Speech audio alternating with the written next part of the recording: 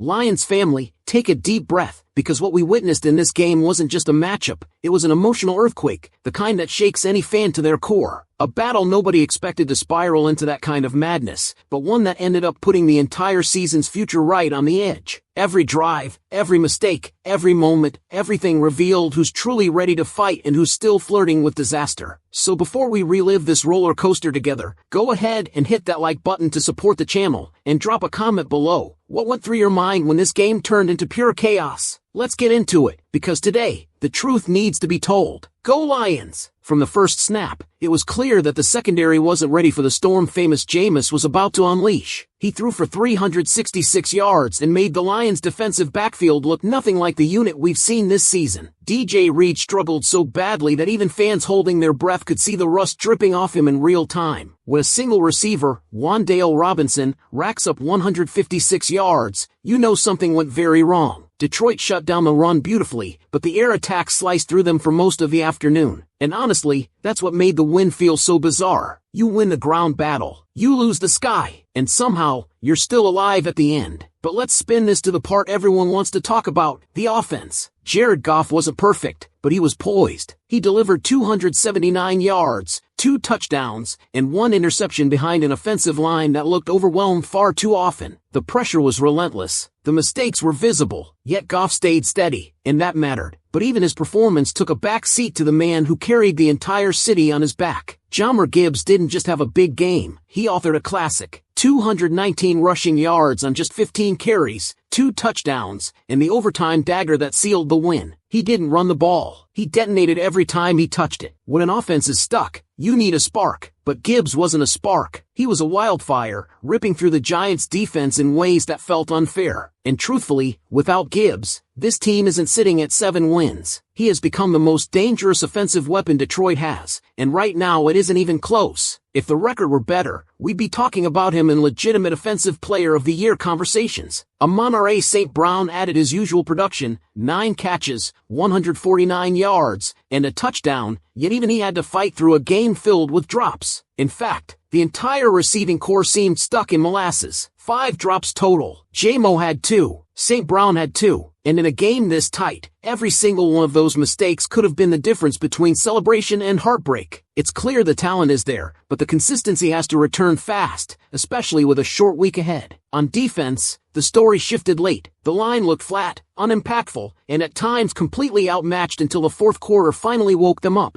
Then came the moment that justified every bit of faith the organization has put in Aiden Hutchinson. On 4th down, with the Giants threatening to tie the game, he delivered the play of the night, a clutch, season-saving sack that flipped the entire energy of the stadium. That's why he's here. That's what elite players do. They show up when the game is begging someone to take control. Special teams, too, deserve rare praise. Jake Bates drilling a 59-yarder to force overtime might end up being one of the quietest season-saving kicks this team has had in years. And for once, the unit didn't feel like a liability. In fact, they felt essential. Even with all of that, the reality is that the Lions are still a team filled with concerns. The offensive line interior needs help. The defensive line needs another consistent pass rusher. The discipline issues, like Brian Branch's headhunting moment, have to disappear immediately. And with Sam Laporta out, the offense loses a crucial layer. Brock Wright stepped up admirably, but replacing Laporta's impact is nearly impossible. And now everything shifts to Thanksgiving. Packers, national spotlight, season on the line, win, and Detroit strengthens its grip on a playoff path. Lose, and every flaw exposed today becomes a louder conversation. So here's what I want to know from you as we move into the next chapter of this breakdown. After watching this chaotic, stressful, wild overtime win, what do you believe is the Lions' biggest concern heading into Thanksgiving? The truth is, everything about this team right now feels like it's sitting on a knife's edge. You can see the potential, the explosiveness, the talent that's capable of breaking a game open at any moment, but you can also see the cracks. And heading into a short week, those cracks matter more than ever. When you look back at the tape, it's not just the drops, the missed blocks, or the shaky coverage. It's the rhythm, or more specifically, the lack of it. The Lions never found a consistent identity during that game, and that's the part that should concern fans the most. The offense came in bursts, explosive moments from Jahmyr Gibbs, big chunk plays from St. Brown, a beautifully controlled pass from Goff here and there, but between those flashes, there were long stretches where Detroit looked stuck. And that feeds right back into the offensive line issues. The interior simply isn't holding up the way it needs to. Too many plays were collapsing before they even had a chance to develop. When a quarterback is constantly bracing for pressure or a running lane disappears the moment it opens, it's hard to build consistency. That's why the Lions had to lean so heavily on pure athleticism from their playmakers instead of a clean, structured offensive flow. Defensively, the problems run deeper. Great units have bad days. That's football. But what we saw wasn't a few isolated mistakes. It was a full system breakdown against a quarterback no one expected to carve up Detroit the way he did. The tackling angles weren't clean. Communication and coverage lagged. And DJ Reed's struggles weren't just about rust. They exposed how thin the margin is when one piece of the secondary is off. Add to that the fact that the defensive line wasn't generating pressure until late in the fourth quarter, and suddenly every offensive snap from the Giants felt like a potential dagger. Detroit simply cannot afford to repeat that performance against Green Bay. What makes all of this even more complicated is the emotional weight on the team. They know Thanksgiving is bigger than just another game. It's the most watched game of the year. It's a chance to officially declare themselves a serious playoff threat. But it's also the kind of moment that exposes flaws quickly. If the offensive line struggles again, if the receivers can't secure the ball, if the secondary gives up early chunk plays, the Packers won't let Detroit crawl back the way the Giants did. This is the type of week where leaders have to take control, in the huddle, on the practice field, and in the locker room. The bright side is that this team has already shown resilience. They won an ugly game, and great teams know how to survive chaos. Gibbs is ascending into a superstar. Hutchinson continues to show up in critical moments. St. Brown, even through a funk, still produces at a level most teams would kill for. Jake Bates has proven he can handle enormous pressure, and Brock Wright stepping in for Sam Laporta with steady, reliable play gives the offense at least a foundation to work with until Laporta returns. So now the question becomes how Detroit responds. Do they clean up the drops? Do they tighten the coverage? Do they stay disciplined and avoid the self-inflicted wounds that nearly cost them this game? Because if they do, this team can absolutely take control of its playoff destiny. If they don't, the path gets much harder and much shorter very quickly. And with all that on the table, I want to hear from you before we move forward. After seeing the good, the bad, and the downright chaotic in this win, what do you think the Lions must fix first if they're going to show up on Thanksgiving and prove they're ready for a real postseason run? The margin for error is shrinking fast, and that's why this moment feels so pivotal for Detroit. When you peel back every layer of this win, the heroics, the frustrations, the inconsistencies, you're left with a team that is balancing two identities at once. One identity can beat anyone in the league. The other can lose to anyone in the league. And the version that shows up on Thanksgiving will determine which of those identities defines the rest of the season. What stands out most as you dig deeper into the film is how often this team created its own problems. It wasn't the Giants forcing Detroit into chaos, it was Detroit handing them opportunities. 5 dropped passes, blown assignments in coverage, miscommunications that left receivers running uncovered, and a level of discipline that simply isn't sustainable if the Lions want to close out games against playoff-caliber opponents. That's why, even in victory, the tone around this team isn't relief. It's urgency. Jared Goff held the offense together with every ounce of control he had, but he can't do that if he's throwing to receivers who aren't finishing plays or standing behind a line that collapses at the first sign of a stunt or interior pressure. The Giants' defensive front isn't elite across the board, but they're aggressive, they're fast, and they expose Detroit's weakness up the middle again and again. And if the Packers see that on tape, and they will, they're going to test those same gaps until the Lions prove they can protect Goff consistently. Defensively, the film makes the issues even clearer. The lack of early pressure gave Jameis Winston all day to step into throws. When a quarterback with his arm talent has time, it doesn't matter who he's throwing to, he's going to find openings. And too many of those openings were the result of hesitation in the secondary. It wasn't just DJ Reed having trouble. The entire group looked a step late, a beat slow, and at times overwhelmed by simple route combinations. If they can't tighten those windows, if they can't trust each other to handle assignments cleanly, the Lions will find themselves in another shootout they can't control. But this is where the turning point can happen. This team has the pieces. They have the quarterback. They have the weapons. They have the defensive stars who can flip a game with one play. They have the kicker who has already delivered in the biggest pressure moment of the season. And they have coaching that has proven capable of pulling this roster together when it matters most. Now they need to find that balance again. They need to merge the explosiveness of Gibbs, the physicality of St. Brown, the late-game dominance of Hutchinson, and the reliability of players like Brock Wright into a complete four-quarter performance, because the margin for error is gone. The NFC North is tightening, the Packers smell blood, and this Thanksgiving game has shifted from big moment to must-have in the blink of an eye. So before we wrap up this breakdown, here's what I want you to think about. After watching this team fight through every possible mistake and still escape with a win, do you believe the Lions can correct these issues in just a few days? Or are we heading into Thanksgiving hoping talent alone can carry them through? What makes this stretch so fascinating, and honestly, so nerve-wracking, is that Detroit isn't struggling because of a lack of talent. They're struggling because of execution, timing, and the small details that separate a good team from a dangerous one. You watch this game back and it becomes obvious. The Lions didn't get outplayed. They got in their own way. And that's the part that creates both hope and concern at the same time. If this were a talent issue, there'd be a ceiling. But this team's ceiling is high, higher than most people realize. When Gibbs is touching the ball, the entire stadium shifts. When Hutchinson gets hot, the pass rush suddenly looks like a different unit. When St. Brown finds his rhythm, the offense becomes nearly impossible to contain. The problem is that none of those elements clicked at the same time. They appeared in flashes, never in sequence, never in sustained drives or long defensive stands,